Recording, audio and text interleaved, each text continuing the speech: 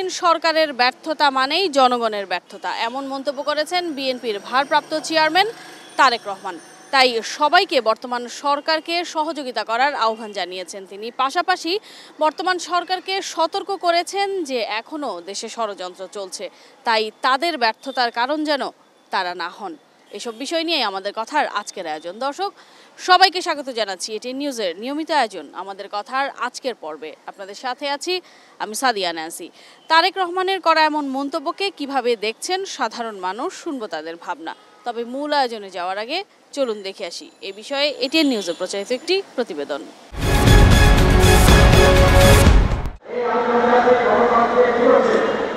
ছাত্র জনতার অভ্যুত্থানে দেশ স্বৈরাচার মুক্ত হবার পর নয়াপল্টনে আন্তর্জাতিক গণতন্ত্র দিবস উপলক্ষে বিএনপির জনসমাবেশ। নয়াপল্টন জুড়ে নেতাকর্মীদের ভিড়, নানা ব্যানার নিয়ে বিএনপির কেন্দ্রীয় কার্যালয়ের সামনে মিছিলের সারি। দীর্ঘদিন ধরে রাজপথে গণতন্ত্র পুনরুদ্ধার আন্দোলন চালিয়ে যাওয়া দলের নেতাকর্মীরা অনেকটাই নির্ভার। দুপুর থেকে চলা এই সমাবেশে বিকেল 4টার পরপর ভার্চুয়ালি যুক্ত হন দলের ভারপ্রাপ্ত চেয়ারম্যান তারেক রহমান।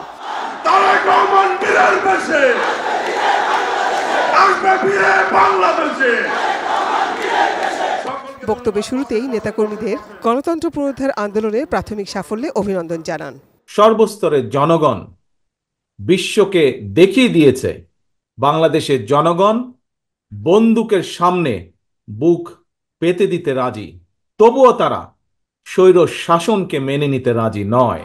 তারেক রহমান বলেন, গত 1.5 দশকে দেশের বিপুল সম্পদ পাচার করেছে বিগত সরকার। প্রশাসন আর আইন শৃঙ্খলা বাহিনীকে ধ্বংস করে দিয়েছে, যার জঞ্জাল দূর করতে বর্তমান সরকারকে অনেকটা বেগ পেতে হচ্ছে। গত 1.5 দশকে দেশ থেকে প্রায় 17 লক্ষ কোটি টাকারও বেশি পাচার হয়ে করে দিয়েছে এরা। 5ই আগস্টের পতিত স্বৈরাচারের বেপরোয়া দুর্নীতি আর লুটপাটের কারণে বাংলাদেশের বৈদেশিক ঋণ বর্তমানে $100 বিলিয়ন বেশি ছাড়িয়েছে। মাফিয়া চক্রের প্রধান দেশ ছেড়ে পালালেও মাফিয়া চক্রের বেনিফিশিয়ারি অপশক্তি প্রশাসনের ভেতরে থেকে কিংবা রাজনীতির ছদ্মবরণে অন্তর্বর্তীকালীন সরকারকে চ্যালেঞ্জ ছুড়ে দেওয়ার অপচেষ্টা কিন্তু অব্যাহত রেখেছে। এজেন্ডা সেটিংয়ের ক্ষেত্রে অগ্রাধিকার ভিত্তি নির্ধারণ করতে না পারলে গণ অভ্যুত্থানের সাফল্য ব্যাহত করতে ষড়যন্ত্রকারী নানা চক্র সুযোগ গ্রহণ করতে পারে। অন্তর্বর্তী সরকারের চ্যালেঞ্জ নিয়েও কথা বলেন তিনি। দেশে বিদেশে থেকে নানা রকমের উস্কানিতেও জনগণ অন্তর্বর্তীকালীন সরকারকে ব্যর্থ হতে দেবে না। তবে অন্তর্বর্তীকালীন সরকার যাতে নিজেরাই নিজেদের ব্যর্থতার কারণ না হয়ে দাঁড়ায় সে ব্যাপারে তাদেরকেও সতর্ক থাকতে হবে। নেতাদের উদ্দেশ্যে তারেক রহমান বলেন, প্রলোভন বা উস্কানিতে বিভ্রান্ত না হয়ে রাজনীতির গুণগত পরিবর্তনে সবাইকে আরো ত্যাগের জন্য প্রস্তুত থাকতে হবে। রাজনীতির গুণ পরিবর্তনের জন্য রাজনৈতিক দলের নেতাকর্মীদের আচার আচরণেও গুণগত পরিবর্তন জরুরি। সুতরাং আমার আহ্বান, কোনো প্রলোভন কিংবা উস্কানিতে বিভ্রান্ত না হয়ে জ্ঞানভিত্তিক রাষ্ট্র এবং সমাজের নেতৃত্ব দানের জন্য নিজেদেরকে প্রস্তুত করুন। Nazia Afrin, ATN news, Dhaka.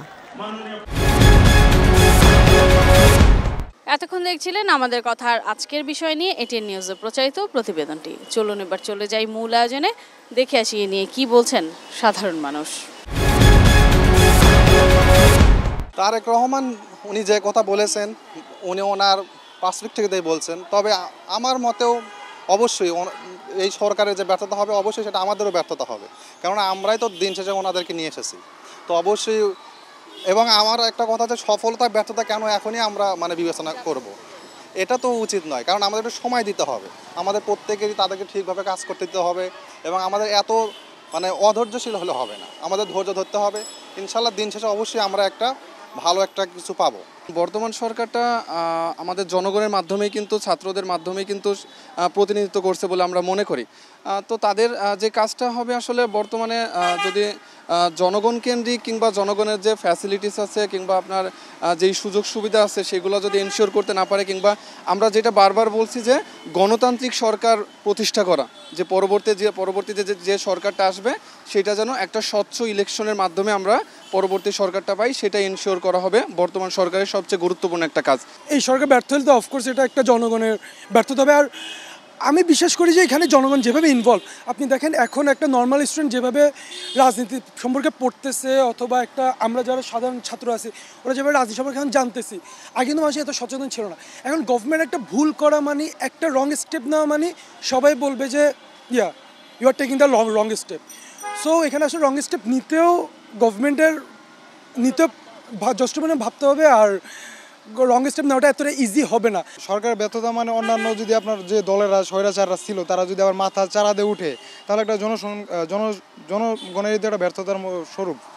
এই জন্য আমাদের সব কিছুই দেখতে হবে যেন যে যারা স্বৈরাচার ছিল তাদের বিচার ব্যবস্থাটা জরুরি করা উচিত। কারণ যারা যেভাবে গণহত্যাগুলো চালাইছে এটা একটা একদম জঘন্য কাজ চালাইছে, এটার সুষ্ঠু বিচার হওয়া উচিত। তারপর আমাদের প্রত্যেকটা খাদ্যের সেক্টর খতিয়ে দেখার পর হয়তো নির্বাচনে যাওয়া উচিত। আমাদের কথায় কক্সবাজার থেকে স্বাগত জানাচ্ছি, আমি অর্পণ বড়ুয়া। অন্তর্বর্তী সরকারের ব্যর্থতা মানে জনগণের ব্যর্থতা মন্তব্য করে এ সরকারকে সবার প্রতি সহযোগিতা করার আহ্বান জানিয়েছেন বিএনপির ভারপ্রাপ্ত চেয়ারম্যান তারেক রহমান।